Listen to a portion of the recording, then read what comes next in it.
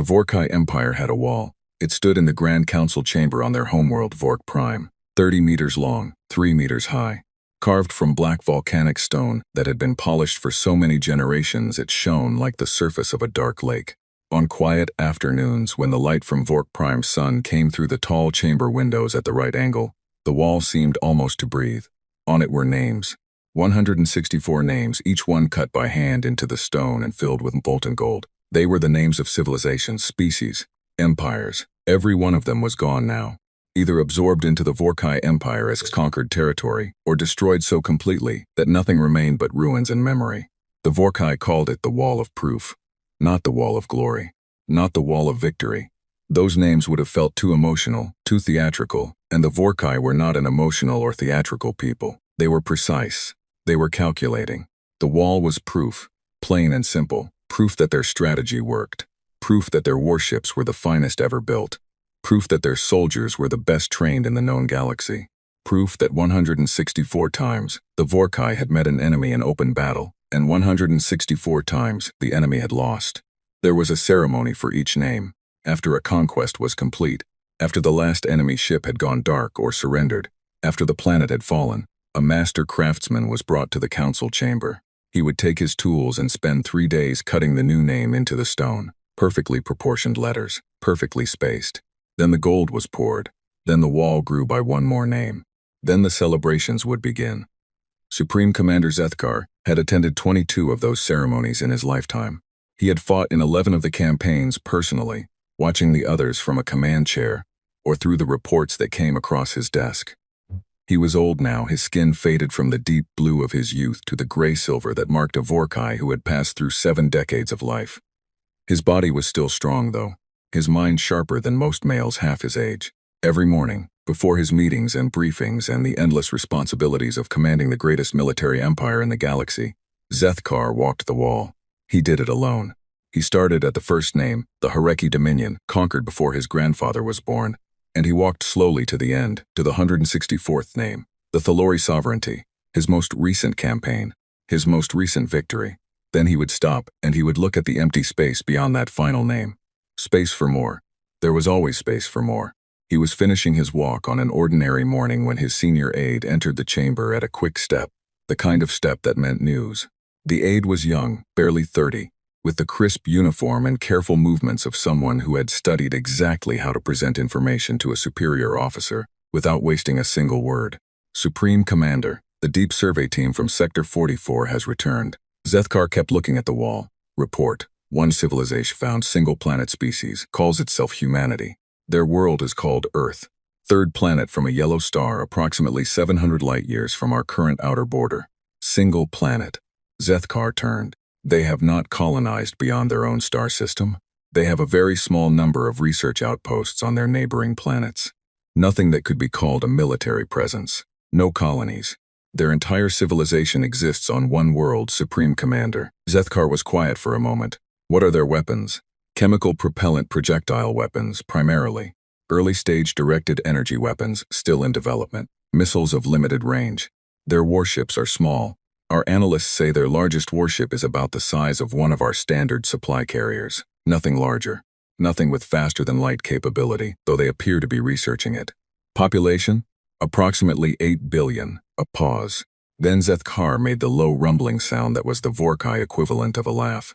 He turned back to the wall, found the empty gold space beyond the 164th name and stared at it. Show me, he said. The aide produced a datapad and activated its holographic display. Images bloomed in the air.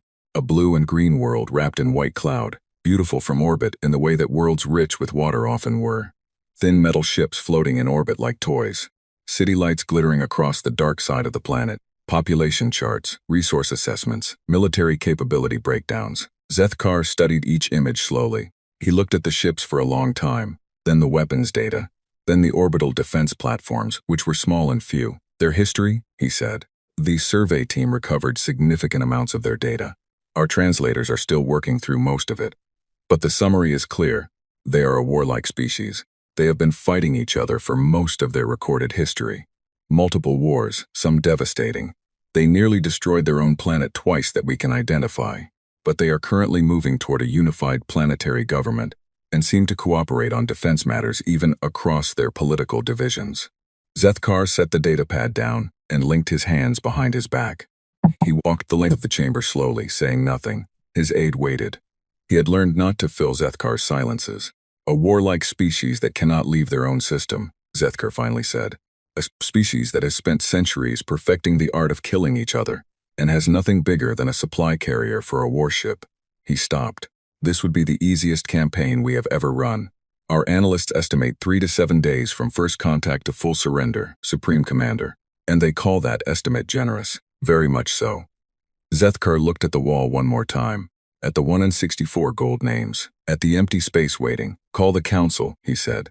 We will formalize this and assign a fleet commander. The council met 3 days later. 17 senior members of the Vorkai military and political leadership, seated around the long table in the chamber. Zethkar stood at the head of the table and presented the survey data himself, which was unusual. Normally that was a task for junior staff. But this was the 165th campaign. He wanted to look at the council's faces when they understood what they were dealing with. He was not disappointed.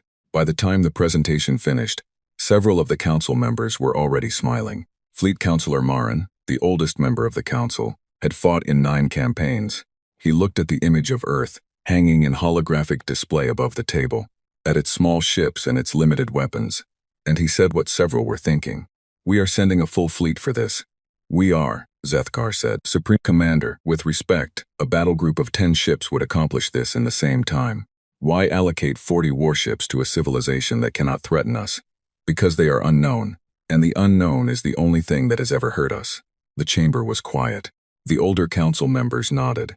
The younger ones listened carefully, understanding that they were being taught something. Fleet Councilor Marin said nothing more. The vote was unanimous. A full battle fleet of 40 warships would be dispatched to the human solar system. Fleet Commander Drath was assigned command. The finest active fleet commander the Vorkai had. Winner of 4 campaigns without the loss of a single ship to enemy fire. Some people thought assigning Drath to such a small mission was excessive. Zethkar thought it was appropriate. The 165th victory would be recorded for all of Vorkai history. He wanted it handled with complete perfection. The fleet assembled at the staging point over the following 3 weeks. 40 warships, ranging from fast patrol destroyers to 4 heavy dreadnoughts capable of cracking the surface of a moon.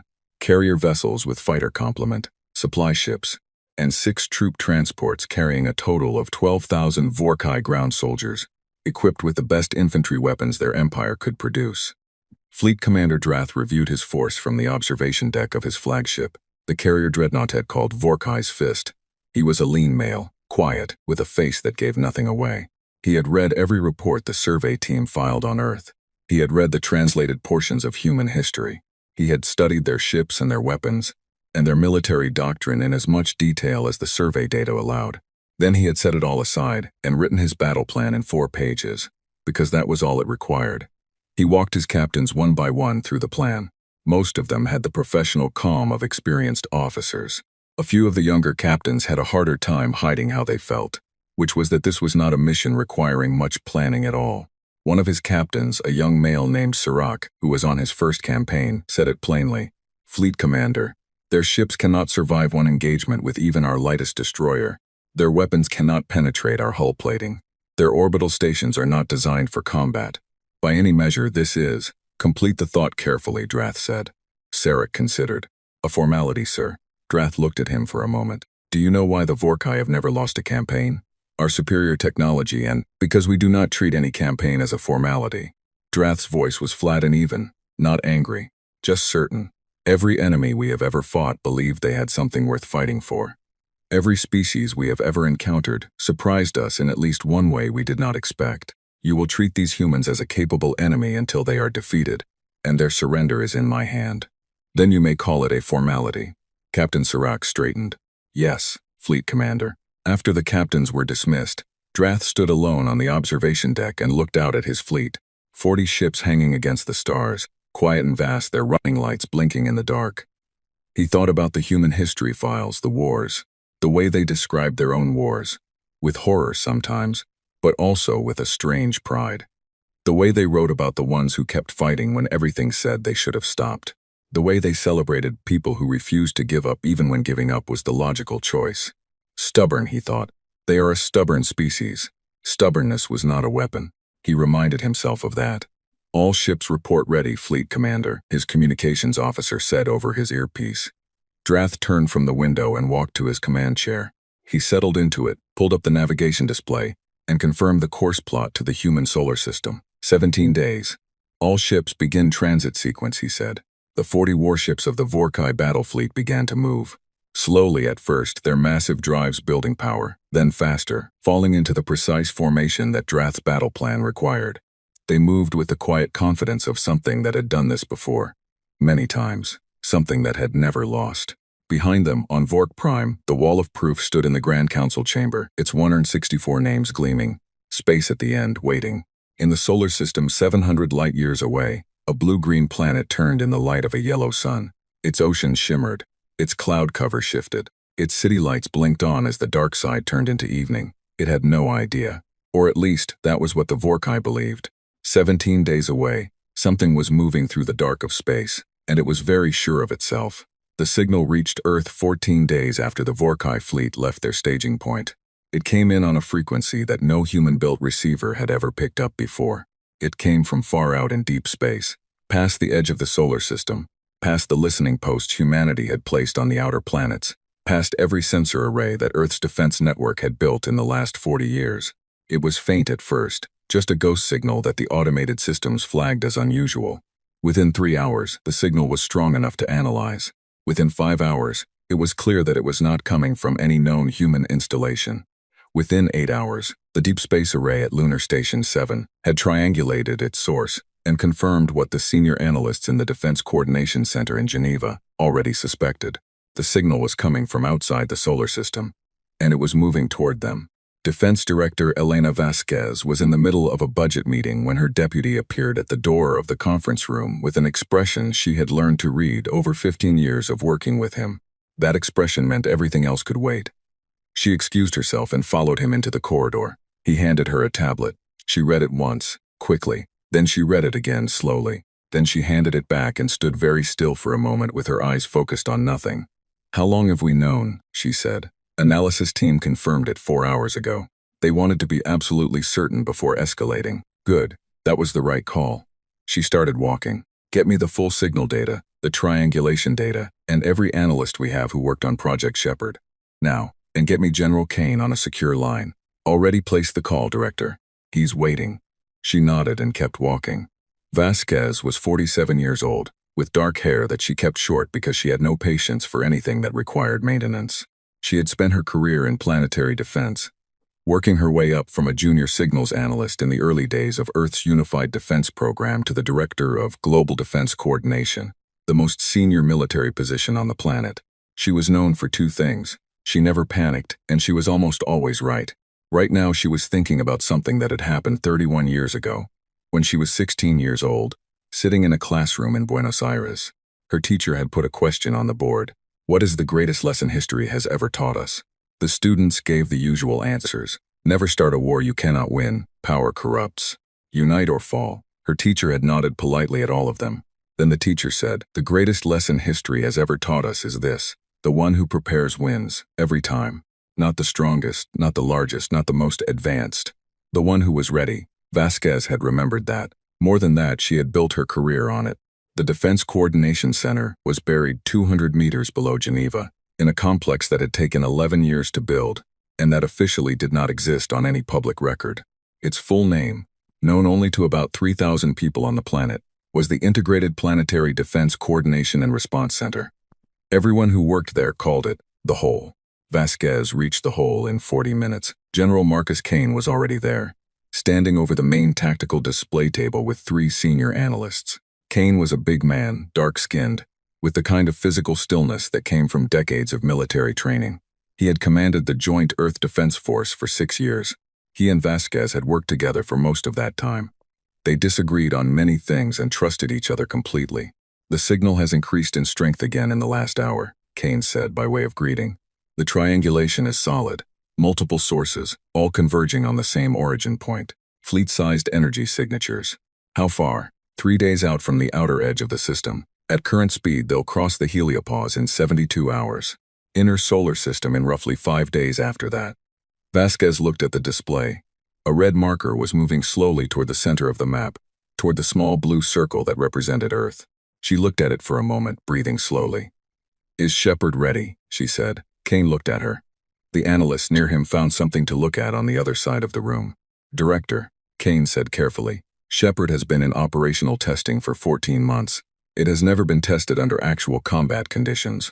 We don't know. Is it ready?" He was quiet for a moment. "Dr. Patel says yes. Then it's ready." She pulled up a chair and sat down at the table. "Call Patel in. And I want the full Shepard team here within 6 hours. And Marcus," she looked up at him, "start activating the contingency protocols. All of them." Kane nodded once and started giving orders. For the next 2 hours, Vasquez sat at the table and read files. Not the signal data, not the tactical projections, not the energy readings. She read history. The files she had put together herself, over many years, whenever she had time to think about the question that had occupied the back of her mind for most of her professional life. What would happen if something came for Earth? Not an asteroid, not a rogue AI, something that chose to come. Something with ships and weapons and the intention to conquer.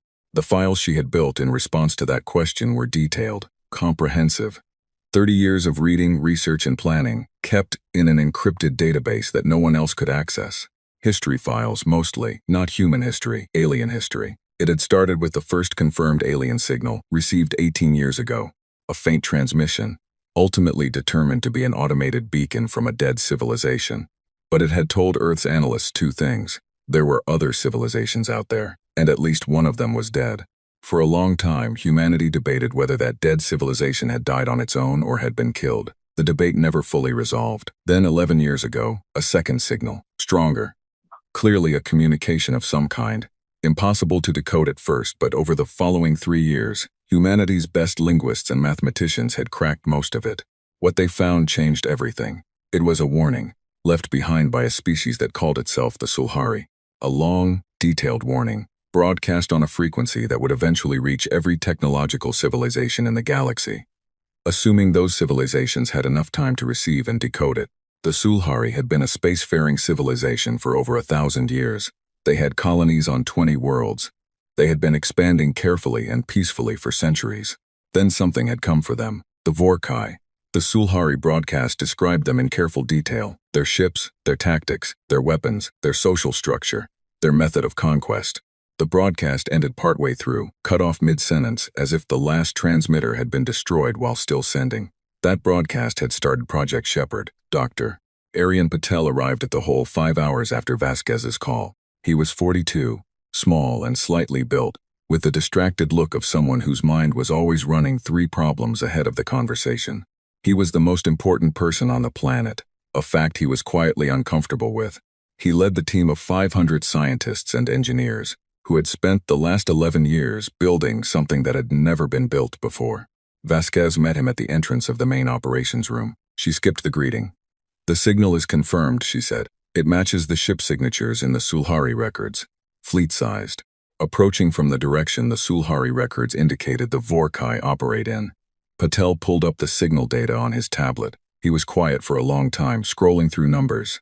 Then he set the tablet down and rubbed his eyes. "We knew this day might come," he said. "We built for it," Vasquez said. "Is it ready, Aryan?" The real answer, not the answer from the test reports. Patel thought for a moment. There was a long pause. "Yes," he said. "But Director, what we built was designed based on the Sulhari records and our analysis of the physics involved. We have never seen Vorkai ships in person. We have never tested against their actual materials or their actual shielding. There are variables we cannot account for. There always are." "Yes," he paused. "The principles are sound. The engineering is sound. Everything we understand says it will work." He looked at her steadily. "But I want you to understand that we are going to find out things we don't know once the shooting starts." "I understand." Vasquez turned back to the tactical display. "Get your team settled in. I want full readiness reports every 4 hours. Patel nodded and moved away. General Kane appeared at Vasquez's shoulder. "Contingency protocols are active. We've begun the quiet evacuations from the most exposed surface positions. Public messaging protocols are ready to go when you give the order." "Not yet," Vasquez said. "I want to wait until we have a clearer read on their approach and intentions. The last thing we need is 8 billion people in full panic before we know what we're dealing with." Kane accepted this. He had learned not to argue with Vasquez's pacing. She was almost always right about timing. Over the next 48 hours, the hole became the nerve center of everything. The signal from the approaching fleet grew stronger by the hour. Better resolution on the energy readings meant better ship counts, 40 warships, massive by any standard Earth had ever measured against. The four heaviest signatures were clearly dreadnoughts, a class of warship the Sulhari records described in detail. Ships so large they were designed to crack through a planet's atmospheric shield with sustained bombardment. The analysts were careful with their expressions when they reported these numbers. Some of them were less careful in the corridors, where Vasquez occasionally heard the word she had specifically asked people not to use. Impossible. She understood why they said it. She had said it herself, once 11 years ago, reading the Sulhari records for the first time. 40 warships from a civilization that had beaten 164 other civilizations, coming to a planet that, as far as anyone knew, had never fought a battle beyond its own atmosphere. By any rational measurement, this was impossible to survive. But Vasquez had not spent 30 years preparing for the rational measurement. She had spent 30 years preparing for the actual fight. And the actual fight, she had always believed, was never decided by who had the better weapons on paper. It was decided by who had thought harder about winning. She stood at the tactical display on the last night before the Vorkai fleet would enter the outer solar system. The whole was quiet around her. Most of the staff had rotated for rest. The overnight watch moved slowly, checking their stations, updating their data. On the display, the red marker moved, steady, patient, certain. Behind Vasquez, on a secondary display that she had quietly left active, an image played on loop. It was from the Sulhari records, a planet the Sulhari had described in their warning. The third world they had tried to defend against the Vorkai. A world that had possessed more warships than Earth had by a significant measure. A more advanced civilization, better weapons, more experience in space combat. The Vorkai had reduced it to a scorched ruin in 11 days. She looked at it for a long moment. Then she turned back to the tactical display. She thought about her teacher's question, 31 years ago. The one who prepares wins, director. The overnight watch officer's voice was quiet. The fleet just crossed the outer heliopause marker. They're inside the system. Vasquez straightened. Sound the full readiness, she said. Wake everyone up. A moment later, the alarm tones began to sound through the hole. Soft but clear. People came awake, came to their stations, came to their posts. Vasquez looked at the red marker on the tactical display. Closer now, still moving with that same steady, patient certainty. She had one thought, very clear and very calm. They have no idea what is waiting for them. And she smiled. The Vorkai fleet crossed into the human solar system on a Tuesday. Nobody on Earth planned it that way. It was just how the numbers worked out when you factored in transit speed and distance. A Tuesday afternoon, gray and cold over Geneva, with light rain falling on the roof of the building above the hole, somewhere 200 meters over Vasquez's head. The first thing Fleet Commander Drath did after his navigation officer confirmed they had crossed the outer system boundary was order a full sensor sweep. Standard procedure. Always know your battlefield before you enter it. The results came back within the hour. Drath sat in his command chair and looked at them carefully. His senior tactical officer, a veteran named Hross who had served in 3 campaigns, stood beside him and said nothing while Drath read. Hross had learned that Drath liked silence when he was processing data. The sweep showed what the survey team had shown him. 1 inhabited world, 3rd from the yellow star. Multiple orbital stations, none heavily armed. Several small defensive platforms. A scattering of minor installations on other planets and moons. A handful of small warships in various positions around the inner system. The sensor sweep also showed something the survey team had not included in their reports. What is this reading here? Drath said. He pointed to a dense cluster of small energy signals that appeared to be distributed throughout the inner system in a wide, loosely structured pattern. They were faint, easy to miss. The kind of thing that a less careful sensor operator might have written off as interference. Hross leaned over the display. He studied it. Low-power signatures.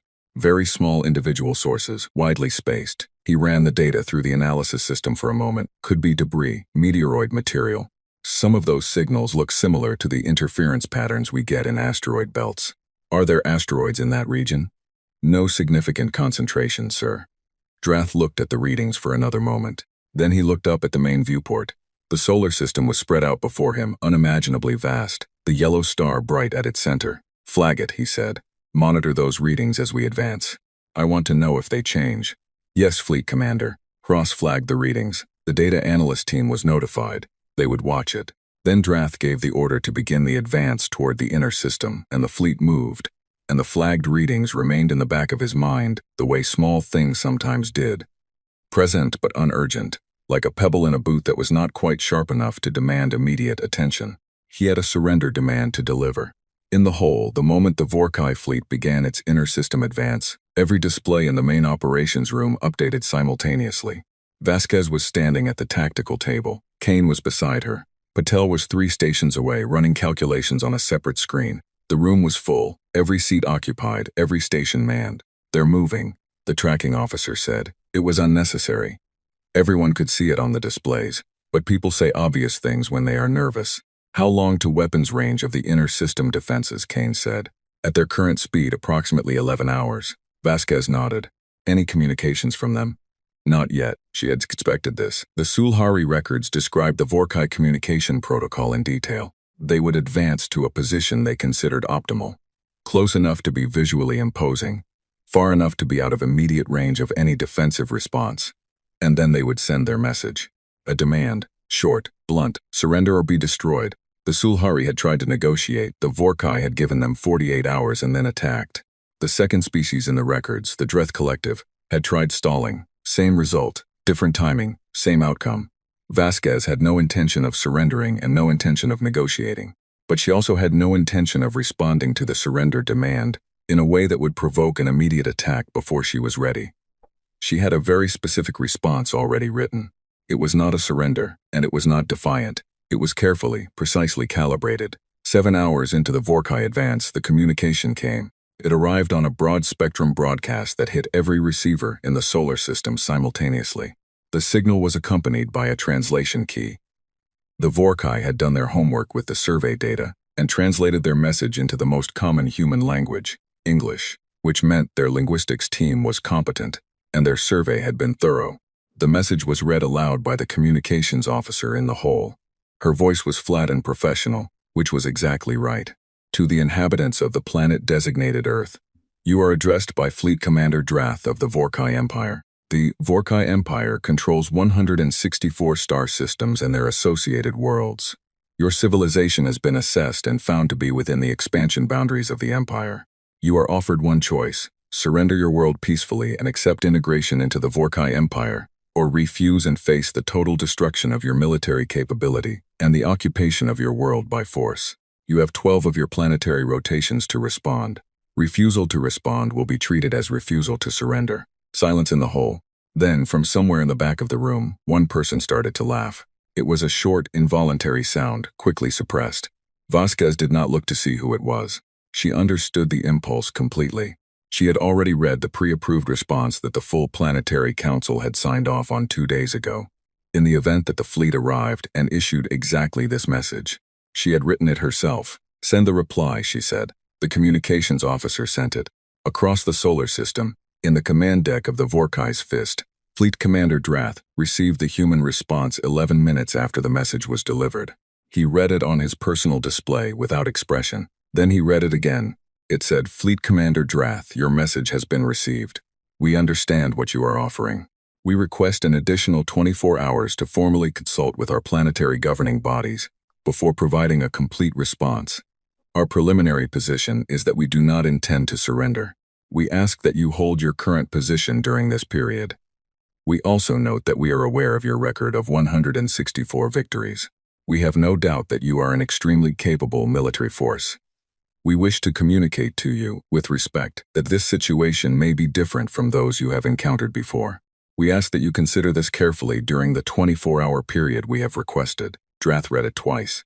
Then he handed the pad to Ross. Ross read it. He frowned slightly. "Their language software is accurate. This is a genuine translation. It appears to be."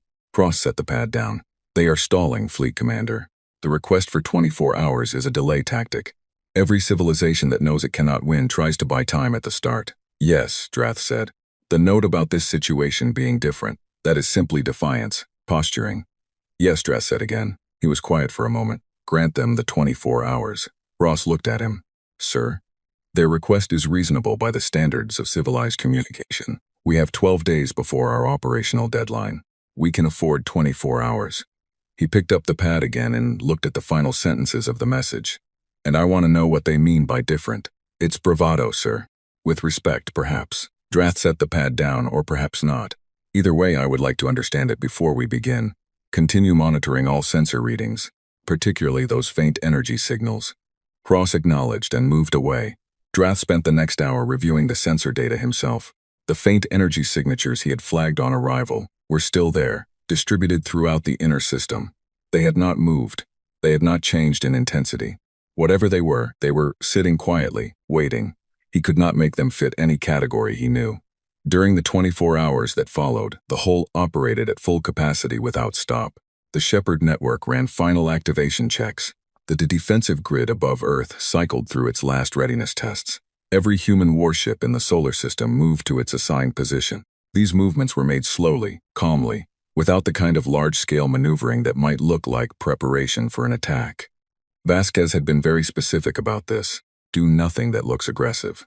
Do nothing that looks rushed. Give them no reason to strike early.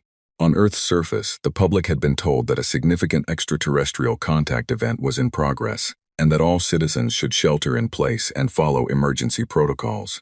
The message was careful, calm, and deliberately light on specifics. There were some panic in cities. There was also, in many places, something harder to describe. A kind of collective steadying, a squaring of shoulders, a clenching of jaw. Humanity had been afraid before, many times, of plagues, of its own weapons, of storms and earthquakes and famines. Fear was not new to them. What they did with it was. On the 24th hour, Vasquez sent the formal response. Drath received it and read it on the command deck, standing this time, not sitting. Fleet Commander Drath. This is Defense Director Elena Vasquez, speaking on behalf of the unified government of Earth. We have completed our consultations. Our position is final. We will not surrender. We have inhabited this world for 300,000 years. We have fought for it, suffered on it, nearly destroyed it ourselves, and survived. We do not intend to give it to anyone. We are aware of your record. We respect the capability it represents. We are also telling you honestly that we are prepared for this fight, and we are asking you, one final time, to reconsider your course of action. If you choose to advance, we will defend ourselves with everything we have. This is not bravado. This is a statement of fact. The choice is yours. Drath read it. Then he put it down and said, all ships. Battle formation. We advance on the inner system. The 40 ships of the Vorkai fleet began to move again, accelerating this time. Battle formation was a tighter, more aggressive arrangement. Ships positioned to provide overlapping fields of fire, to protect each other's flanks, to respond to attack from multiple directions simultaneously.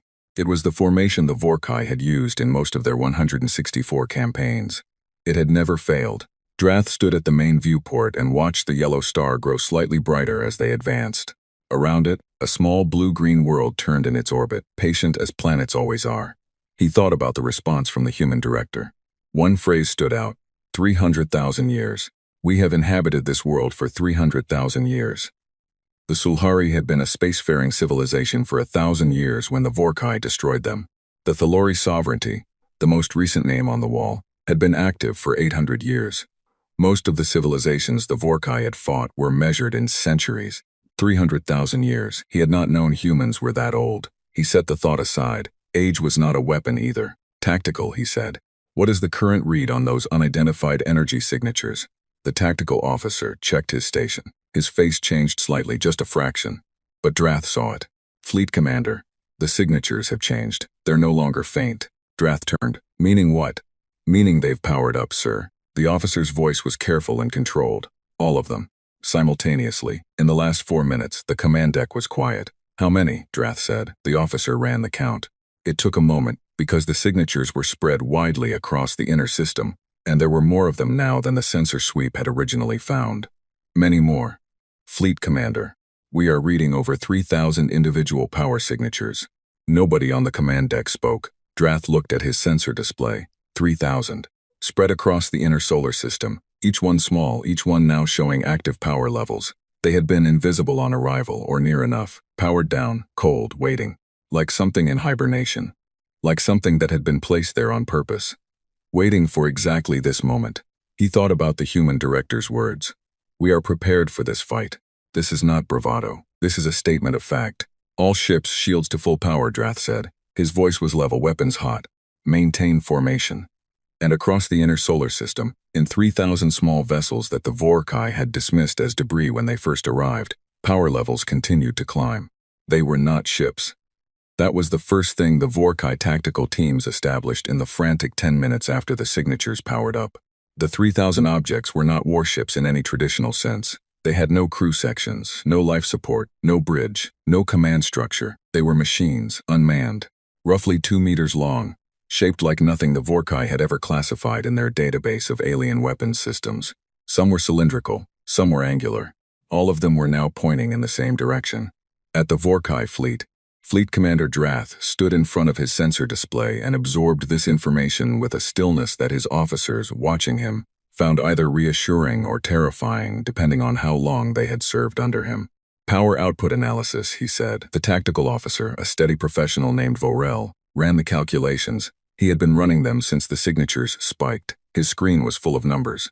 Some of the numbers were making him recalibrate his estimates, because the first results had come out wrong, and then the second results had also come out wrong, and the third results were telling him something that he was having real difficulty putting into a sentence.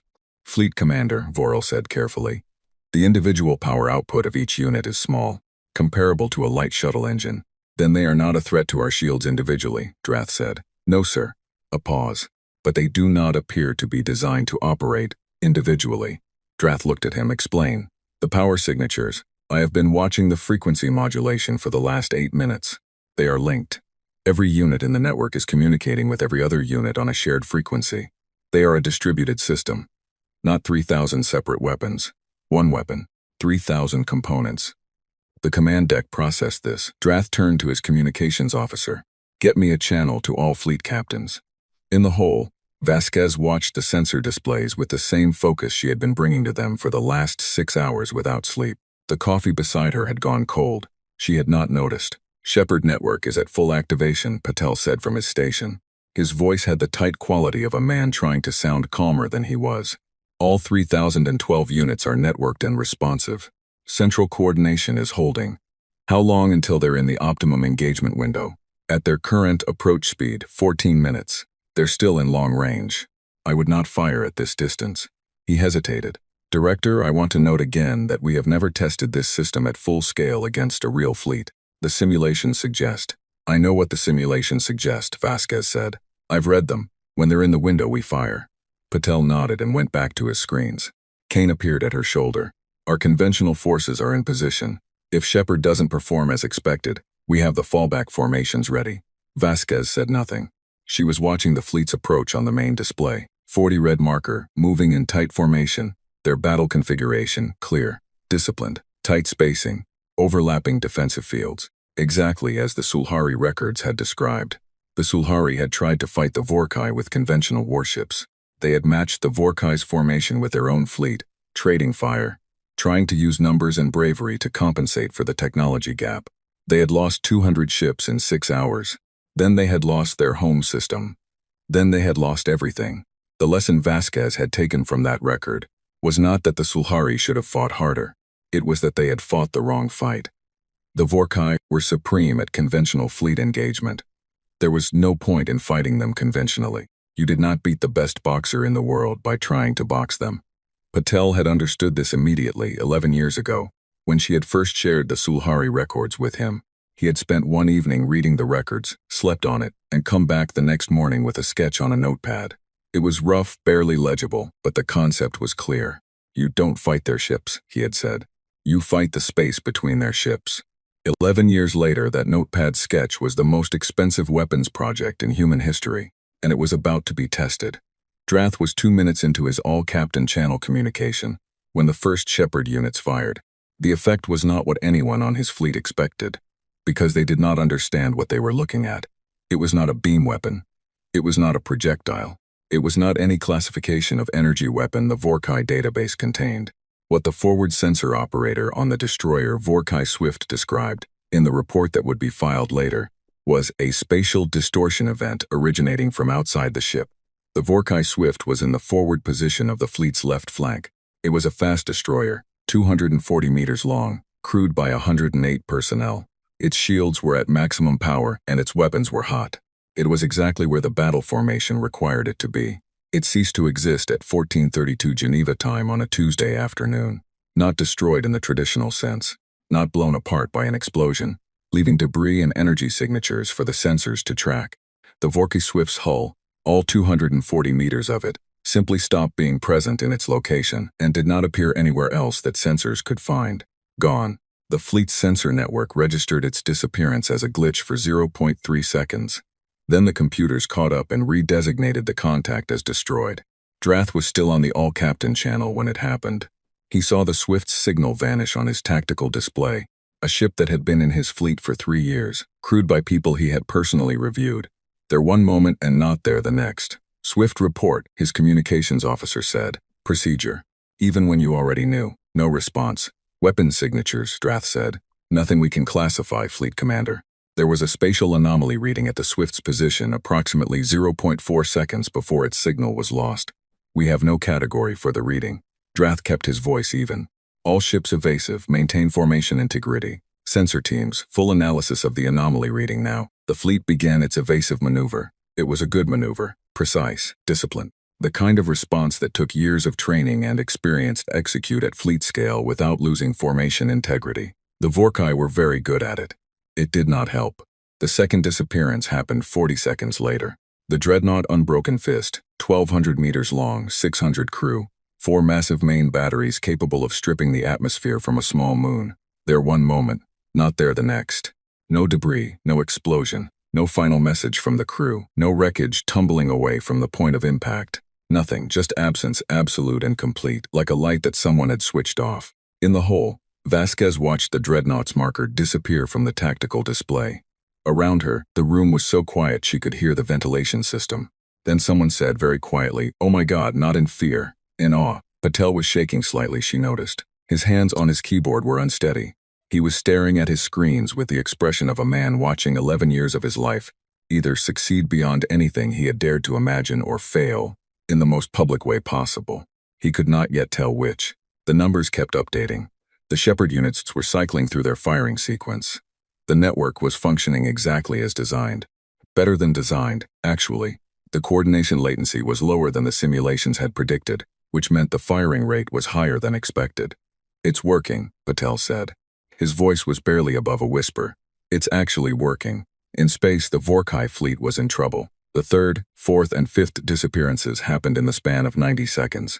A cruiser, another destroyer, a second dreadnought, each one vanishing without trace, without debris, without the kind of dying that ships are supposed to do when they are destroyed. The Vorkay fleet's sensor network was screaming with anomaly readings that its analysis systems could not categorize, because they had never been programmed to categorize this. Drath stood at his station and watched his fleet shrink on the tactical display and forced himself to think clearly, to work the problem, to find the response. This was what the Vorkay did. This was why they had won 164 times. Find the pattern, find the source, neutralize it. Tactical, trace the anomaly readings back to their origin points. Vorel was already doing it. He had been doing it since the first disappearance. The problem was that the anomaly readings did not trace back to a single origin point. They traced back to thousands of origin points, distributed across the entire inner system, each one firing in a coordinated sequence that Vorel's analysis system was working hard to map. Fleet Commander, the source is distributed. 3,000 individual units. Each unit produces a localized spatial distortion of limited range and power. The units are networked. They're firing in coordinated sequences that create compound events at the target point. "Can we target them?" Drath said. "Yes, sir. Their positions are now clearly readable. We can engage them." "Do it. All forward batteries, prioritize the nearest units. Destroy them." The fleet opened fire. Vorkay main batteries were powerful. They were among the most destructive directed energy weapons in the galaxy. They could burn through conventional hull armor at long range, and had once, in the Thalori campaign, cut a military orbital station in half with a 3-second burst. The Shepard units had no hull armor. They were small, unshielded machines. The first Vorkay salvo destroyed 46 of them cleanly, each one hit, each one gone. 3,012 units became 2,966.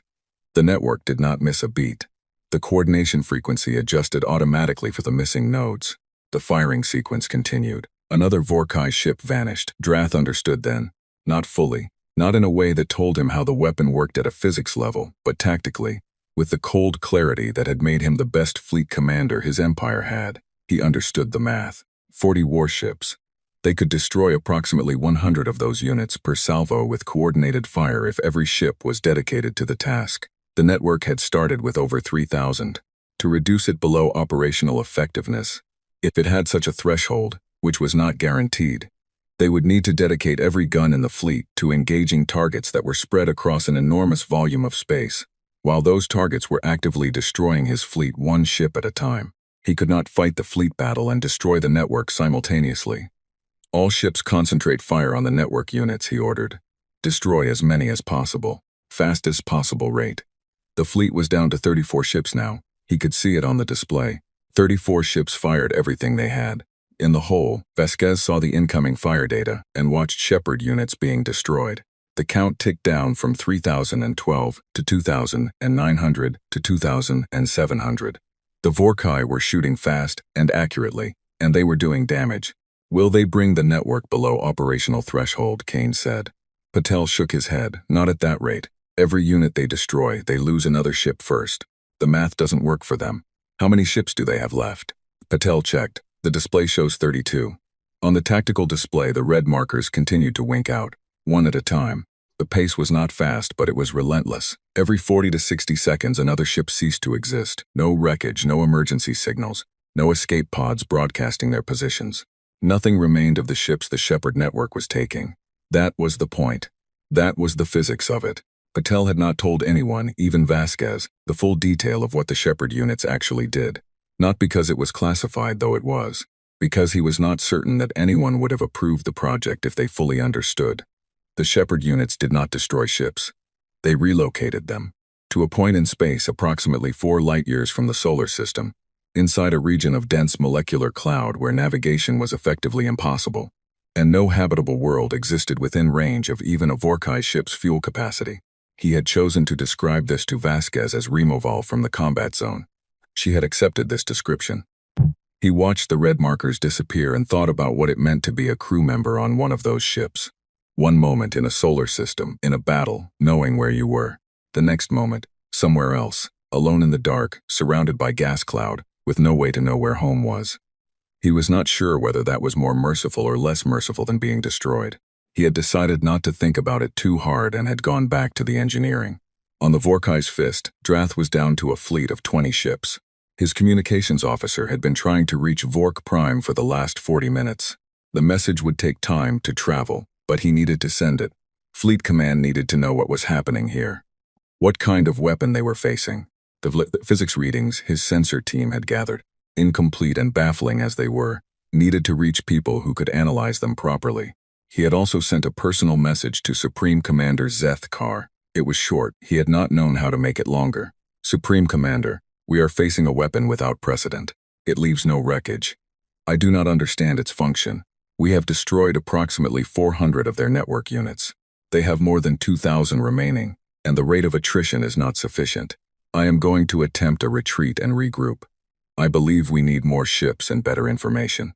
23 ships lost. No debris, no remains. Fleet Commander Drath, he sent the message and turned back to his tactical display. 18 ships now. The Shepard units were still firing. Still coordinated. Still relentless. Fleet Commander, Ross said quietly. He had been standing beside Drath's station for the last hour. Should we begin a retreat maneuver? Drath looked at his fleet. 18 ships. 47 minutes ago he had had 40. The network still had over 2,000 units operational. His gunners were destroying them as fast as they could. But it was not enough, and everyone on the command deck knew it.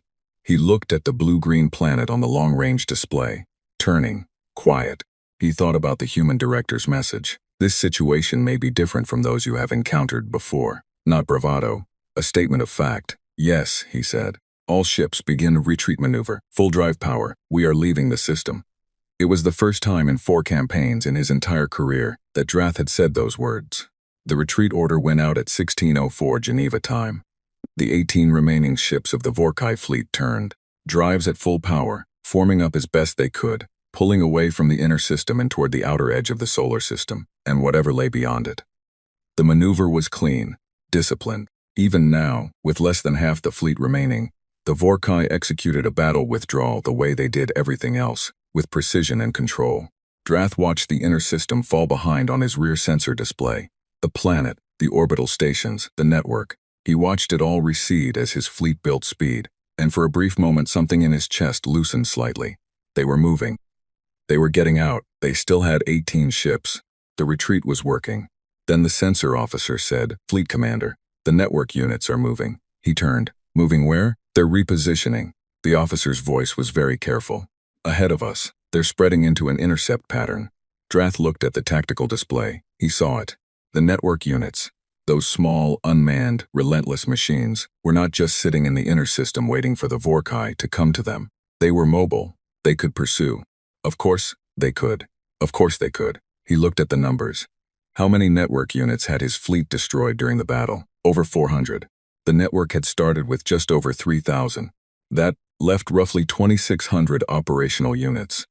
And they were now spreading out ahead of his retreating fleet in a pattern that was going to cut off the escape route. "Can we go around them?" he said. The tactical officer ran the calculations. It took 30 seconds. 30 seconds in which nobody on the command deck spoke. "No, Fleet Commander. Their repositioning speed is sufficient to keep the intercept pattern ahead of us, regardless of heading changes at our current drive output. To outrun the repositioning, we would need to increase drive power beyond safe operational limits."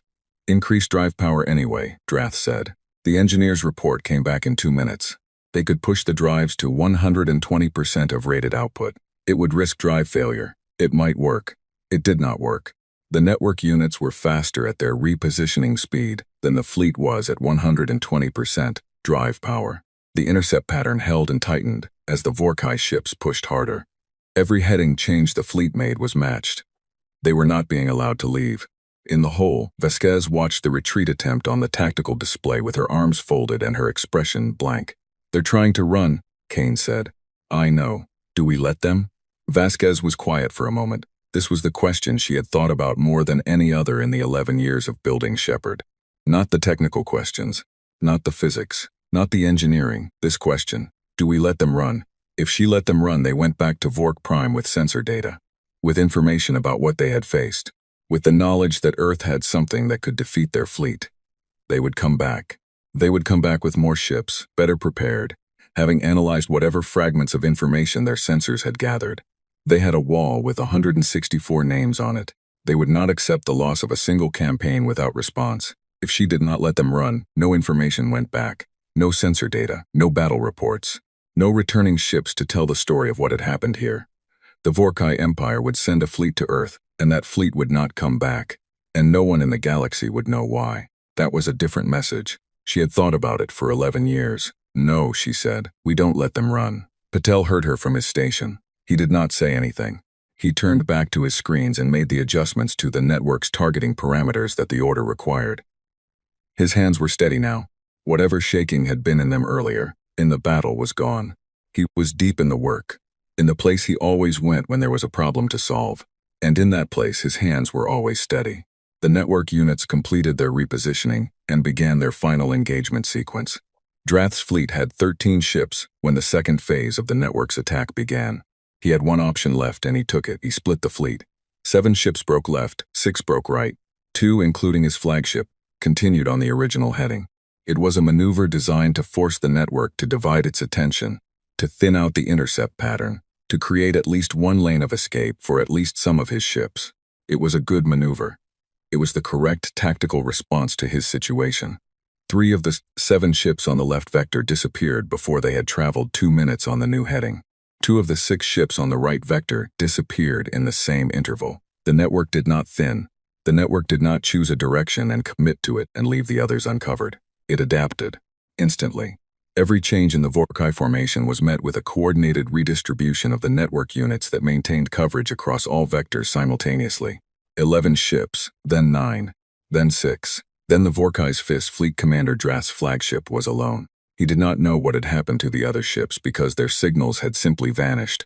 The same way every other ship in the fleet had vanished, one by one. No last messages. No distress signals, no debris, just gone. Drath stood on his command deck and looked at his tactical display. 1 ship, 1 red marker, alone in the outer reaches of the solar system. Around it, the network units were repositioning for what was clearly a final engagement sequence. He thought about many things in the next few moments. He thought about Vork Prime and the wall and the 164 gold names. He thought about his captains and their crews and where they might be now, if anywhere. He thought about the human director's message, which he had read and reread many times since it arrived, and which he understood now in a way that he had not understood when he first received it. 300,000 years. He thought about what a species looked like after 300,000 years of surviving. After all the wars and plagues and disasters they had clearly lived through, because they were still here. After watching civilizations around them die off in the records. After receiving a warning from the Sulhari, maybe, in the same way they had received warnings the Vorkai had never seen. After 11 years or more, maybe much more, of building something specifically for this, not for glory, not for expansion, because something was coming for them and they intended to still be here when it arrived. He sent one final message to Vork Prime. It was short. Supreme Commander, 18 ships cannot retreat. Network has containment capability. All ships lost except flagship. I do not expect to report again. Recommend no further engagement with this species until the nature of their weapon is fully understood, if understanding is possible. They were ready. They have always been ready. Drath. He sent it. Then he stood up straight and folded his hands behind his back and waited. The Vorkai's fist disappeared at 1751 Geneva time. In the hole, the last red marker winked out of the tactical display. The room went completely silent. Vasquez stood at the table and looked at the display. Where there had been 40 markers representing the greatest fleet the Vorkai Empire had sent on a campaign in 20 years, there was now nothing. Empty space. The solar system looked exactly as it had looked that morning, except that the Shepherd units were now beginning their long, slow repositioning back to their dormant positions throughout the inner system. 31 seconds of silence, then someone at the back of the room started to clap. Slowly. One person. Then two. Then 10. Then all of them. The entire whole. 240 people on duty in that room at that moment, standing up and clapping until the sound filled the chamber and bounced off the walls. Some of them were crying. Some were laughing. Some were doing both at the same time, which is the thing humans do when the emotion is too big to fit in any one shape. Vasquez did not clap. She stood at the table with her arms folded and looked at the clean display. Not because she was not moved, because she was thinking. Kane put a hand on her shoulder briefly. That was enough. Patel was still at his station, running numbers. He would be running numbers for hours, she knew, assessing the network's performance, identifying what had worked exactly as planned, and what had worked better or worse than expected. He would produce a report that was thorough and precise, and would be classified for many decades. She would read every word of it. What's the status of the conventional forces? She said when the applause had settled. No engagements, Kane said. The network handled the entire battle. Our warships never fired a shot. Good. She was quiet for a moment. What about the other species out there? The ones who are watching? This was the other half of the question she had spent years thinking about. Earth was not alone in the galaxy. The Sulhari's warning had made that clear, and the survey drone signals had confirmed it over the years. There were other civilizations. Some of them had been watching this solar system, she suspected, since the Vorkai fleet set out. Word traveled among the species who had reason to fear the Vorkai. Some of those species had reached out tentatively, carefully through years of intercepted signals and careful back-channel contacts, to see if Earth was aware of its situation. Earth had given those contacts careful, non-committal responses that amounted to, "We know we are handling it. Please do not interfere." Now there was something to report back. Vasquez sat down and began composing the message. It went out 12 hours later, on the broadest spectrum broadcast that Earth's transmitters could manage. Not on the frequency the Vorkai had used. On the frequency the Sulhari had used for their warning. The frequency that humanity had always suspected other civilizations in the region monitored. The message was short. It said, "This is Earth. The Vorkai fleet that was dispatched to this system has been defeated. No ships were permitted to leave. No wreckage was left. We are aware that other civilizations in this region have experienced aggression from the Vorkai Empire. We are aware of their record of 164 victories. We are also aware that other species may have built defensive capabilities during this time. We extend the following offer to any civilization currently under threat from the Vorkai or any comparable aggressor. We are willing to share the technology and methods that we used in this engagement. We ask for nothing in return except that you use what we share to defend your own people, not to become the next aggressor. We are not interested in empire. We are not interested in expanding our territory. We are interested in making the galaxy a harder place to bully. Earth, out." Vasquez reviewed the message twice before sending it. Kane had suggested making it longer. Patel had suggested making it more technically precise. She had sent it as written. On Vork Prime, the message from Drath arrived 6 weeks after the battle. Zethkar read it alone, in the council chamber, standing before the wall of proof. He had been told already that the fleet had not returned. The first absence of a returning fleet in Vorkai history. He had been waiting for Drath's final message, hoping it contained something he could use, some analysis of what had happened that he could hand to his scientists, and Ingene,